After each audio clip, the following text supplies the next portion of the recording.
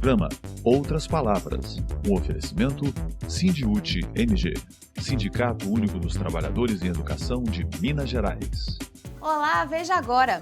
Sindicalismo se posiciona contra a PEC 32/2020 da reforma administrativa. Estamos no viaduto Santa Teresa, colocando nossas faixas de um lado e de outro, para que toda a população possa ver e se posicionar contrária à PEC 32, que acaba com o serviço público no Brasil. E um aviso aí aos deputados federais de Minas: se vocês votarem a favor da PEC 32, vocês não voltam ano que vem. O governo Zema segue num processo de desresponsabilização, aí no caso do projeto, especificamente do projeto Mãos Dadas, que é o projeto Mãos Dadas? Entrega do ensino fundamental do 1º ao 5º ano para os municípios. Então é preciso sempre a batalha para reconhecer que servidores públicos são trabalhadores e trabalhadoras.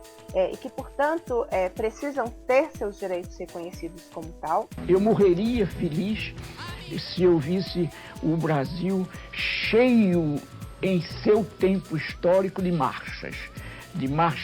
Marcha dos que não têm escola, marcha dos reprovados, marcha dos que querem amar e não podem. E agora, nesta live, que foi realizada pela Adueng e a Adunimontes, com a participação do Sindiúte, nós vamos acompanhar um debate sobre o projeto Mãos Dadas, PEC 32 e as universidades estaduais de Minas Gerais. Esse evento aconteceu no último dia 8 de setembro e teve a participação de Denise Romano, coordenadora geral do Sindicato Único dos Trabalhadores em Educação de Minas Gerais. A PEC 32 é uma destruição, né? Não tem nada de reforma, né? Reformar pressupõe que alguma coisa melhora, né? É a PEC da destruição, que é a coroação desse governo infernal. Aqui em Minas Gerais, acho que vocês também estão padecendo do mesmo problema, né? Porque nós temos o mesmo patrão. O governo Zema segue num processo de desresponsabilização, aí no caso do projeto, especificamente do projeto Mãos Dadas, que é o projeto Mãos Dadas. O governo do estado, em março desse ano, lançou esse projeto, que é a entrega, lendo atentamente o que o governo deu publicidade, porque não foi muita coisa a respeito dos detalhes do projeto, lá no seu lançamento em abril, entrega do ensino fundamental do 1º ao 5º ano para os municípios, com promessas mirabolantes, com promessas de recursos que aumentam de acordo com o processo, né, que é tipo como se fosse um grande leilão. Ofereço tantos, 1 milhão. A prefeitura não quis, a gente sobe a proposta, sem a menor critério, sem a menor discussão com as comunidades escolares, e pasmem, ainda usam a LDB e o Plano Estadual de Educação como justificativo, como se isso fosse possível, né? Confundem regime de colaboração com regime de entrega, de transferência, né? E nós sabemos que a educação é impactada, políticas educacionais equivocadas, elas comprometem gerações, né? São geracionais. Então, esse projeto do Mãos Dadas, então, é a entrega do ensino fundamental de 1º a 5º ano. O Estado diz muito bem isso. Nós temos compromisso até 31 de dezembro de 2021. Para o próximo ano, sabe-se lá o que vai acontecer, seja o que Deus quiser. E ainda dizem assim: não, nós vamos contratar, porque nós vamos expandir o ensino médio, e o ensino médio será de tempo integral. Nesta conjuntura, onde os nossos alunos trabalham, são alunos trabalhadores que não têm condições de ficar o dia todo na escola, isso vai provocar uma explosão da evasão escolar no ensino médio, que ao fim e ao cabo, o objetivo final. Porque o que não for evadido será entregue para a iniciativa privada através da terceirização do ensino médio, através do charter school e das organizações sociais, que já podem atuar em regimes de colaboração, mas aqui no estado, 3 escolas, 2 aqui de Belo Horizonte, uma de Sabará, já estão nesse processo de entrega. já tem uma concorrência feita, colocaram preço nas mesas e nas cadeiras. Muitas escolas que foram reformadas recentemente, que têm infraestrutura em melhores condições e estão bem bonitas, bem organizadas, tem um grupo de profissionais todos com especialização, muitos já no mestrado, e eles vão ter que procurar outra escola, os que são efetivos.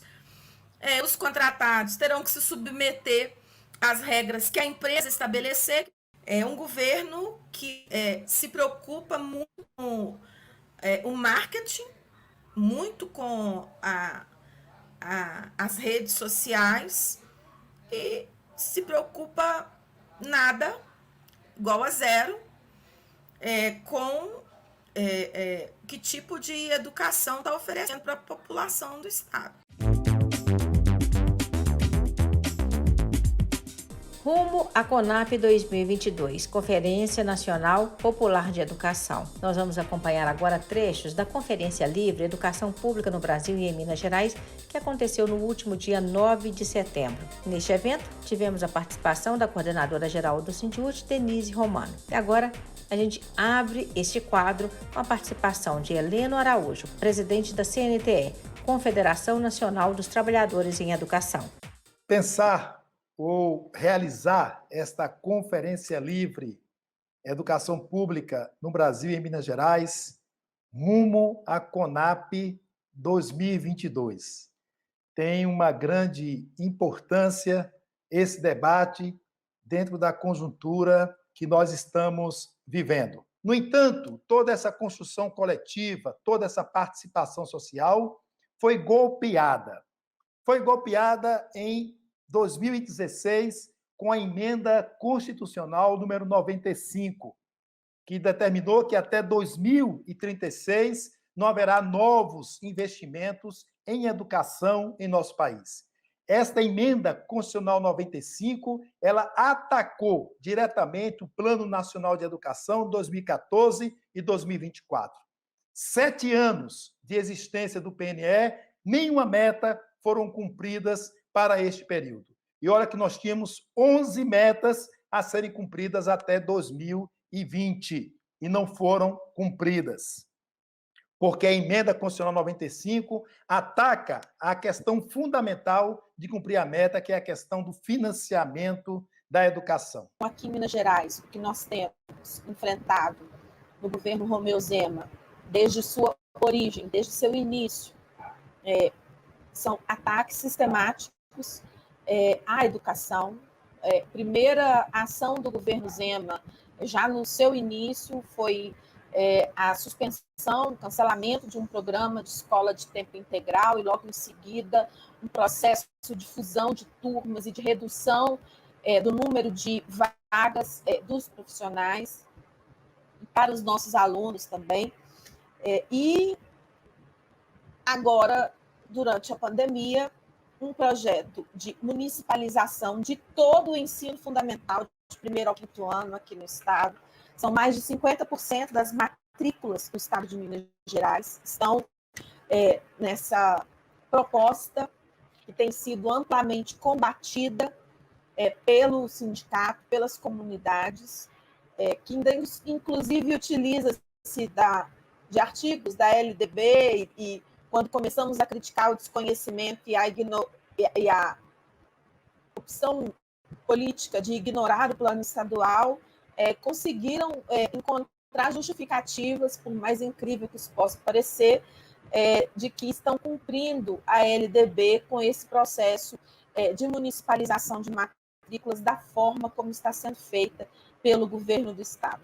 Além desse projeto dos Mãos Dadas com Ninguém, o governo Zema também tem o projeto Somar com os Empresários, que é um projeto que foi anunciado pelo então ministro da Desestatização do Bolsonaro, que anunciou pelo Twitter que em Minas Gerais seria implantado o projeto de escolas charter aqui no estado. E em setembro de 2019, no ano passado, neste ano agora de 2021, lançado no edital de OSs, de autorização do Estado para implantar OSs ou para privatizar o ensino médio.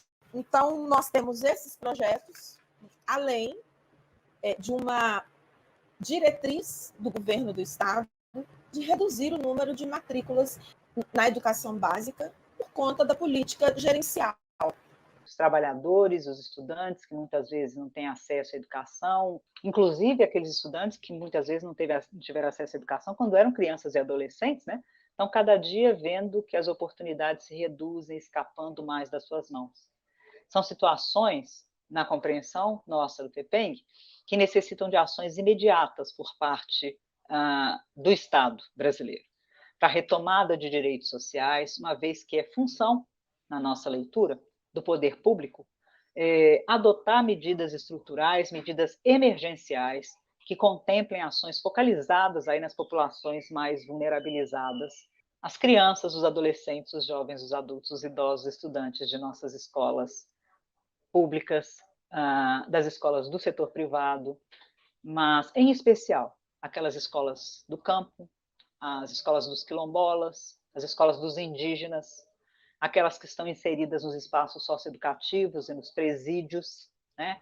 Aquelas que acolhem aí as populações das florestas, das águas, aquelas que estão abertas para as pessoas com deficiência, porque não acreditam que pessoas com deficiência atrapalham, para aquelas que são as dos ciganos, né? As das populações itinerantes, para aquelas onde estão as pessoas LGBTQIA+, né?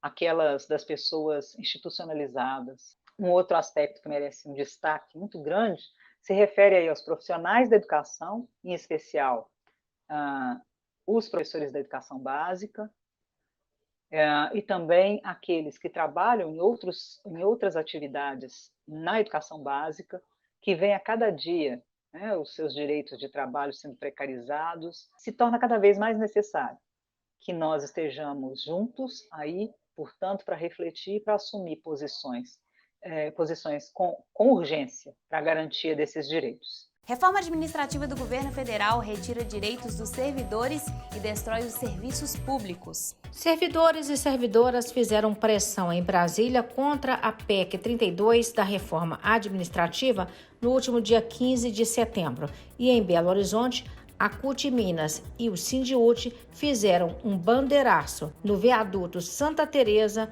na região central de Belo Horizonte, para dizer que o funcionalismo público não aceita essa proposta de emenda à Constituição. Estamos no viaduto Santa Teresa, colocando nossas faixas de um lado e de outro, para que toda a população possa ver e se posicionar contrária à PEC 32, que acaba com o serviço público no Brasil, acaba com os direitos dos servidores públicos e acaba com o serviço público que atende principalmente a classe trabalhadora.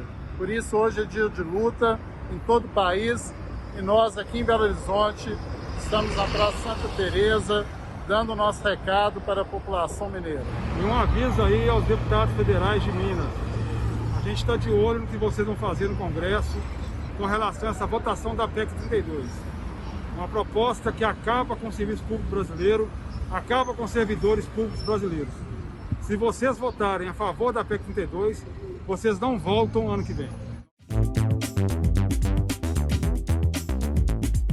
Em defesa dos serviços públicos e dos servidores. Num cenário de tamanha dificuldade, especialmente em tempos de pandemia da Covid-19, é importante entender por que a luta em defesa de uma política remuneratória se faz necessária. Vamos acompanhar o que diz a deputada estadual Beatriz Cerqueira, presidenta da Comissão de Educação, Ciência e Tecnologia da Assembleia Legislativa. Toda vez que a administração municipal realiza qualquer política remuneratória, seja na questão do salário, seja na política de carreira, e, portanto, essa valorização, é também uma forma de redistribuição de renda, que tem repercussão na economia do município. Porque nós estamos falando de trabalhadoras e trabalhadores que vão consumir, que vão comprar, que estão vivendo neste município, não é? Então, é preciso sempre a batalha para reconhecer que servidores públicos são trabalhadores e trabalhadoras, e que, portanto, precisam ter seus direitos reconhecidos como tal, mas no caso específico, quando o governo promove políticas remuneratórias, tudo volta para o município, não é? Melhora a economia do município. Não é? Tanto é que, no caso previdenciário, o impacto de alterar benefícios previdenciários, pensões por invalidez, pensões por morte, isso impacta nos municípios, exatamente porque é o salário do aposentado, de salário mínimo, de 2 salários mínimos, que vai movimentar a economia dos nossos bairros, das nossas cidades, né? Então, esse é um assunto de interesse de todo mundo, né? A segunda questão, que me faz lembrar que também é o interesse de todos nós, porque foram servidores públicos que acolheram a população durante a pandemia. Não foram os governos. Na verdade, o que aconteceu no Brasil foi um desgoverno, né? Nós não tivemos um governo federal, o Ministério da Saúde, que coordenasse o enfrentamento à pandemia. Não tivemos no Estado, um governo do Estado que articulasse com os municípios o enfrentamento à pandemia, e a pandemia acabou virando aí, em muitas situações, uma disputa ideológica. E não tem disputa ideológica com a morte, que foi o que o coronavírus trouxe para as nossas vidas. Então, quem cuidou da população, apesar de toda a precariedade, foi o Sistema Único de Saúde, foi o Sistema Único de Assistência Social, foram as professoras, que não pararam de trabalhar um único segundo durante toda a pandemia, não é? A ausência do trabalho presencial não significava ausência de trabalho, e são essas trabalhadoras em educação, inclusive, que permanecem na linha de frente, hoje recebendo as crianças e famílias enlutadas e adoecidas, porque toda a nossa sociedade adoeceu com essa pandemia. Então, foram os servidores públicos e as servidoras que acolheram a população no nosso pior momento, não é? A pandemia foi e continua sendo algo completamente excepcional, que exigia dos governos medidas de proteção que, na minha avaliação, não tiveram, e foi a servidora pública desvalorizada, que teve que fazer greve, que recebeu e cuidou dessas pessoas nas suas mais diferentes funções. Então, é preciso que a sociedade reconheça. Mas, então, se tem alguma lição para nós aprendermos dessa pandemia, é a real necessidade de valorização. Porque os servidores públicos não comem palmas, né? Não pegam as curtidas nas redes sociais e pagam a sua conta de luz, não é? Os servidores públicos precisam sobreviver como toda a classe trabalhadora do qual eles fazem parte.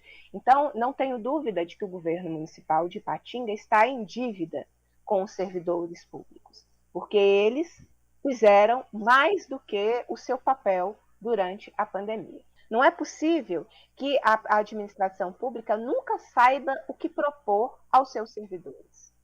Não é possível que você finalize ano, comece ano, sem que você tenha um planejamento, porque orçamento público, nós não estamos nos referindo a algo privado que você não tem como medir o lucro, o que vai entrar de dinheiro. Nós estamos falando de administração pública, que tem orçamento, que tem planejamento para a sua execução, que, portanto, é necessário, vou dizer fundamental, que os governos façam planejamento e imediatamente comecem a pactuar esse planejamento com os servidores do que diz respeito à sua carreira, do que diz respeito aos seus salários e à melhoria das condições de trabalho.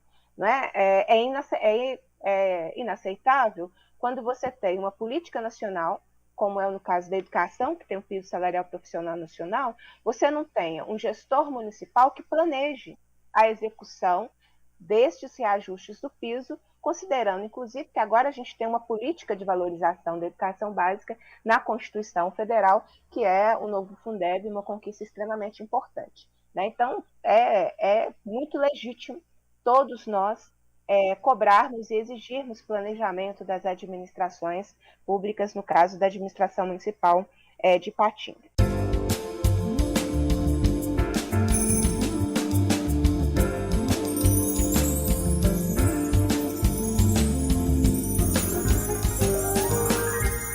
Estamos em tempos de celebrar o centenário de Paulo Freire.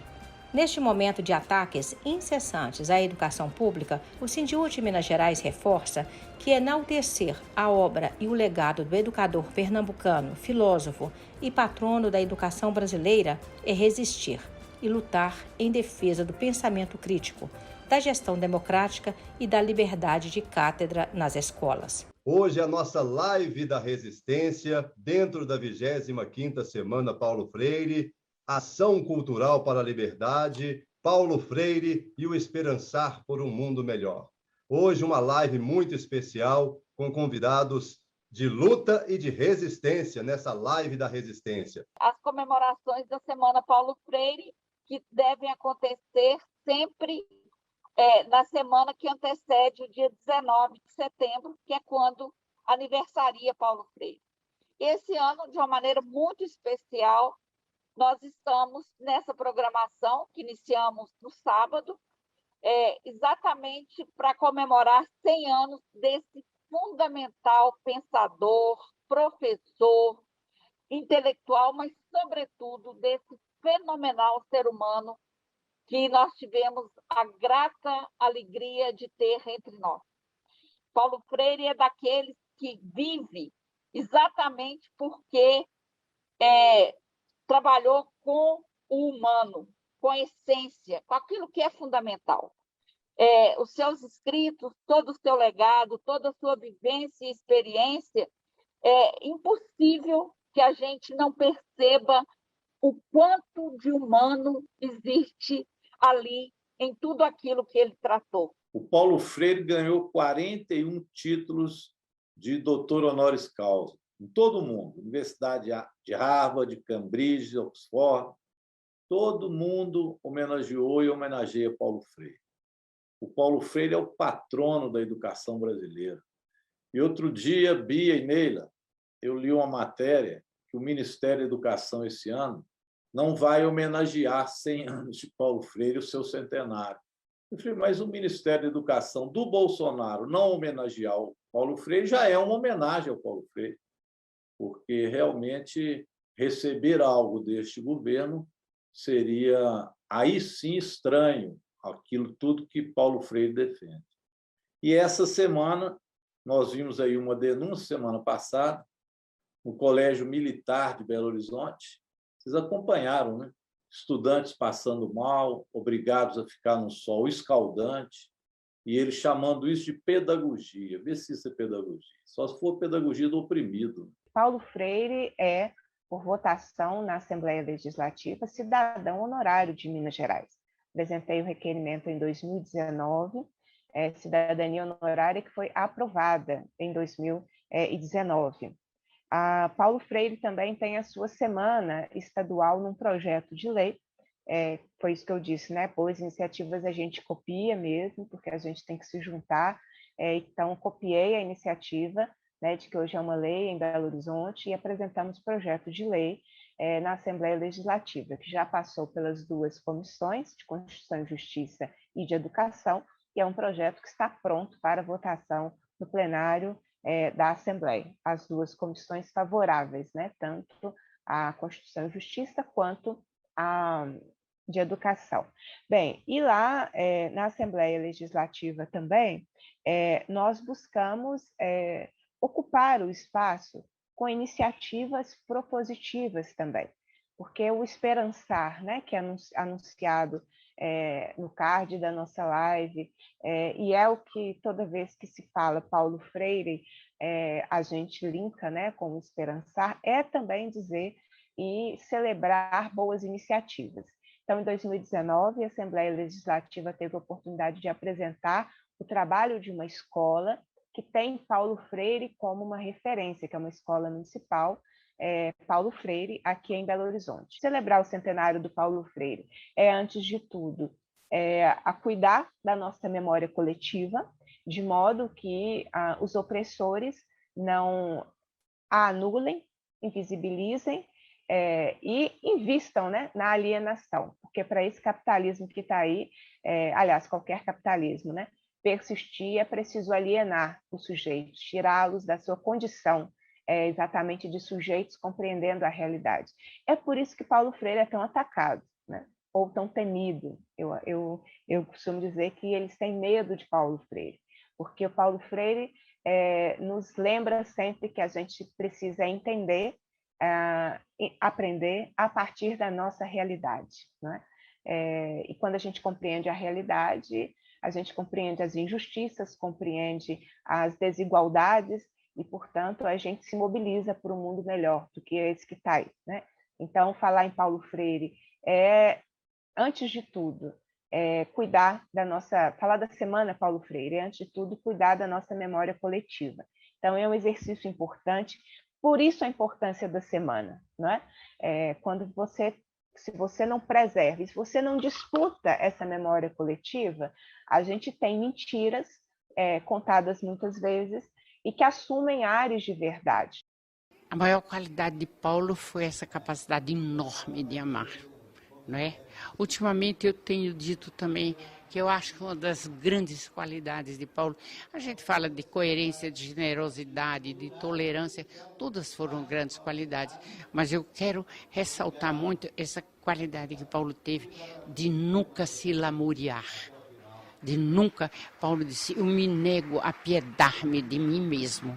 Eu morreria feliz se eu visse o Brasil cheio em seu tempo histórico de marchas, marcha dos que não têm escola, marcha dos reprovados, marcha dos que querem amar e não podem, marcha dos que se recusam a uma obediência servil, marcha dos que se rebelam, marcha dos que querem ser e estão proibidos de ser.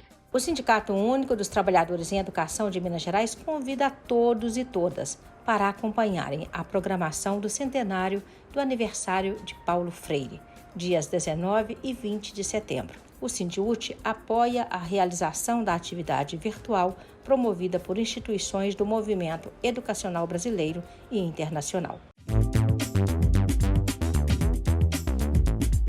O Sindiúte informa a toda a categoria que foram publicadas no Diário Oficial as nomeações do concurso edital SEE 7 de 2017. O exame admissional será realizado pela Superintendência Central de Perícia Médica e Saúde Ocupacional da CEPLAG. O retorno das nomeações é resultado da luta coletiva da educação e da persistência do Sindiúte e também do mandato da deputada estadual Beatriz Cerqueira. Permaneceremos vigilantes para que as vagas disponíveis no Estado sejam preenchidas pelos concursados.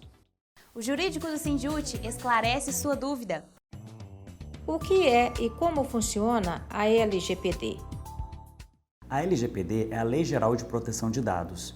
É uma lei que estabelece regras sobre a coleta, o armazenamento, o compartilhamento de dados pessoais. Ela também esclarece quando uma empresa pode tratar um dado, ou seja, quando ela pode armazenar, transferir, organizar, processar esses dados. Ela entrou em vigor em agosto de 2020 e ela é aplicada ao Estado, que tem o dever na responsabilidade dos dados de seus servidores.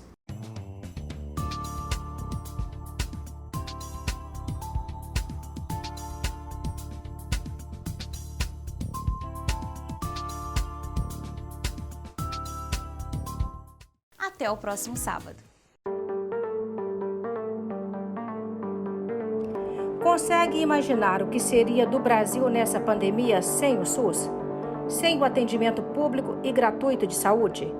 E sem a escola pública para os seus filhos e filhas? Já imaginou que a reforma administrativa do governo federal, a PEC 32 de 2020, quer exatamente isso: destruir o Sistema Único de Saúde e a escola pública? Já imaginou ter de pagar até para ser atendido no posto de saúde? Cobre dos deputados e das deputadas federais da sua região voto contra a aprovação da PEC 32 na Câmara Federal. Proteja o SUS, a saúde e a escola públicos para a sua família.